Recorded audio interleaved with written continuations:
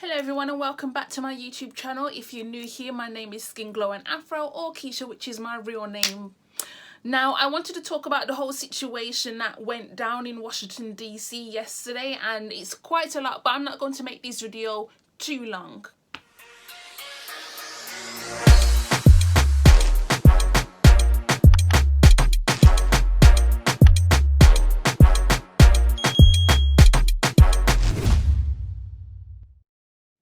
So, essentially, the whole world was watching America basically explode in Washington DC. Thugs, yes, thugs, not protesters, a mob, thug, whatever you want to call them, animals, whatever you want to call them, went into the Capitol building in Washington DC, aka the White House, and they basically stormed it.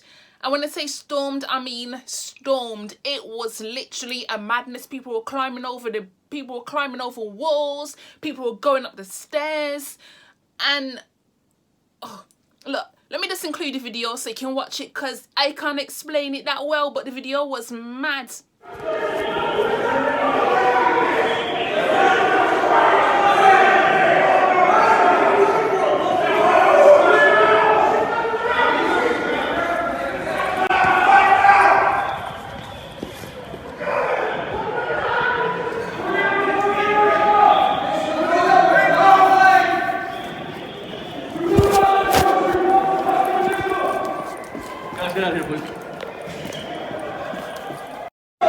What made it worse was, I believe, yesterday or the day before, there were people, white people, who were fighting with the police. Just to make it worse, there were people that was fighting with the police. To give you a bit of context, now, 1 minute they're fighting with the police and the next minute they're going into the Capitol building. Like, make it make sense. And the police are just standing there, idle as can be, just letting them go in. Like, the police literally, when they was at the front of the Capitol building, the police literally let them go into the building. Yeah, they opened those fences and they let them go in. Now, I don't know about you, but if it was black people who were there, they would never have got that far in. They would have got shot before they even moved the left foot in front of the right foot. Let's keep it 100%. They would have never been allowed to get that far.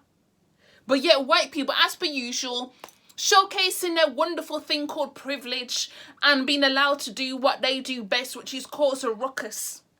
Now, a white woman got shot by the police, but she was warned to stop doing her nonsense, and yet she didn't. So she got shot right there in the Capitol building, and apparently she died.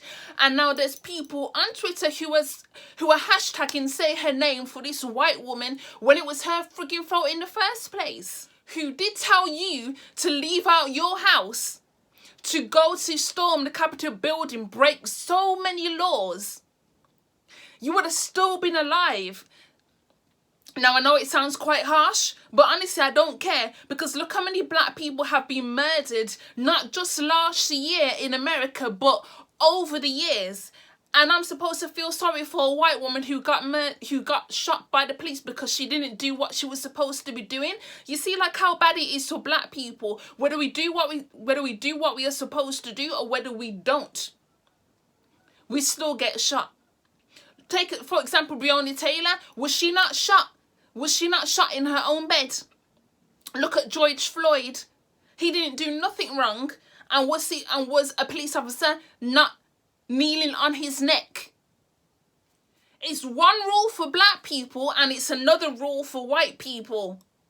And they made that so clear yesterday, because there was another video of a riot police officer who was escorting a white woman down the stairs of the Capitol building, which boggles my mind, because this woman was part of those people who were literally going to the Capitol building to cause ruckus. These were Trump supporters. These were racist people, and the police officers protected them. It wasn't until later on at night time that the nighttime staff or whatever were the ones who started beating up these people. These ones that started telling people, now you can't be doing this no more. It wasn't until freaking nighttime. Do you see how many hours that is? You know, going inside the building, occupying the balconies, occupying the center steps, and also the south end steps and the north end. And of course, everybody went mad on. Of course, everybody went mad on Twitter yesterday. It was literally madness. This is what I'm saying. Here's some of the things you need to learn. Number one, white privilege is real. Don't deny it. Okay. Number two, there is one rule for white people and there's another rule for black people. Number three. They were allowed to break into that Capitol building. Black people would never been allowed to get that far. And as we have observed over the years,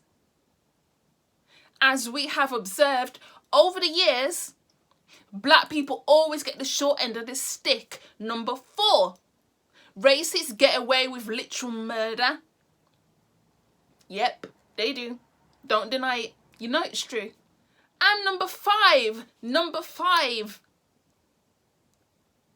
How can you not just break into a building, but you also take pictures, you also take selfies with these police officers? Do you not see what is wrong with this? The police officers are supposed to protect and serve, but yet all it seems to be doing is the police officers are supposed to protect white people and their flesh, and black people can get shot on the street and nobody cares about that.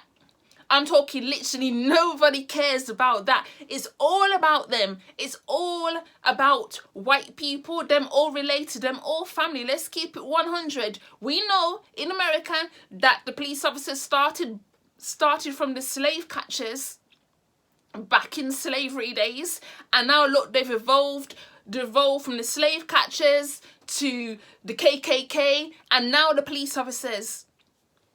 And that's exactly why they don't care. And that's exactly why they do not care about black people. Because they're just doing what they've always been doing. Punishing black people and praising white people. That's all they freaking do. Using their privilege to oppress other races. And we're just supposed to tolerate it. Yesterday was a freaking shit show. Do you know how scary that is? Loads of black people live in Washington, D.C. And they had to be told on Twitter, do not leave your house if you can help it. Because those people that were fighting the police officers, those Trump supporters, they were fighting those police officers. Do you know how scary it is to have to be in your house watching that shit show occur and you can't do nothing about it? Because you know if you go out there, they're probably going to attack you next. And this is what I'm saying. This is absolute madness. All because Donald Trump refuses to leave the White House. Now, this all started because he said that he was not going to concede. He was not going to give up the White House, the presidency, to Biden. He wasn't going to do that. He wasn't going to give it to Joe Biden, he wasn't going to give it to him. So he said, you know what, we need to recount the votes. People need to re-vote. So that's exactly what they did in Georgia. I believe on Monday, people had to go and vote again. And now Trump supporters decided they was going to protest, aka riot, in Washington DC, because that was apparently their God-given right to riot.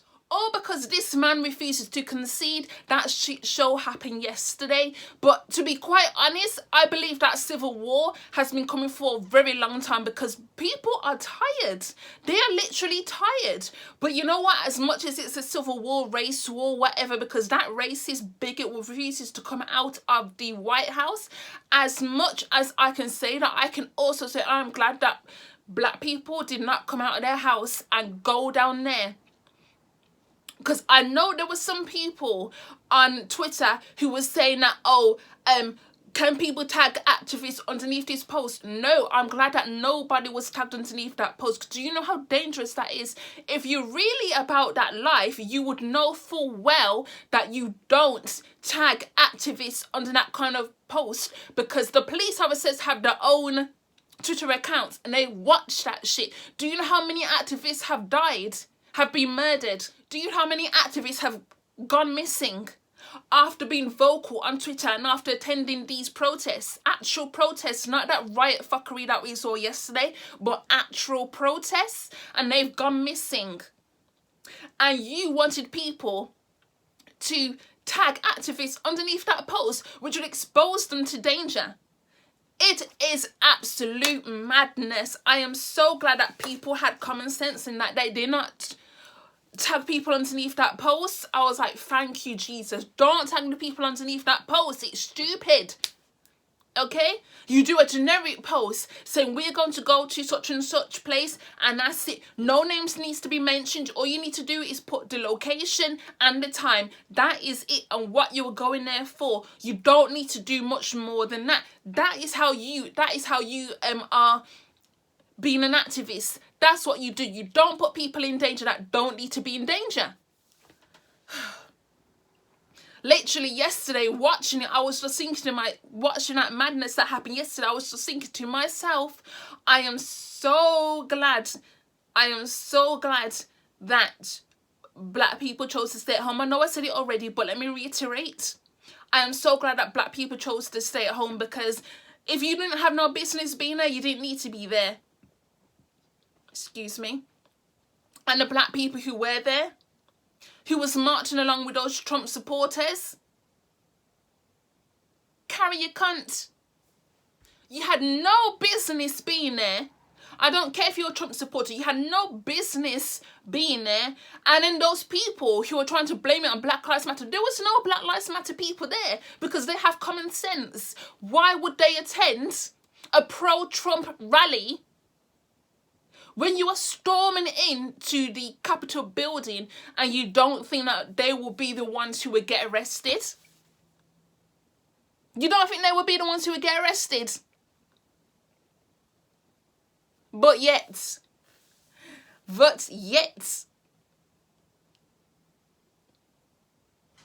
y'all can do what you want to do. Black people don't have that luxury. Black people don't have that luxury. If we had gone there, we'll be in shot. Let's keep it 100.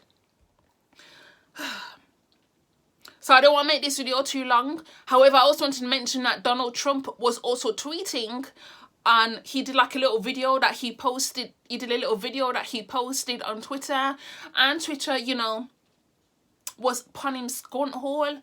There was upon him, like, because basically Twitter can't verify that what he was saying in his video was true, so therefore nobody was able to reply to his video. Nobody was able to retweet it, and you can't like it. All you could do was quote tweet it. That's what you could do. All you could do was quote tweet.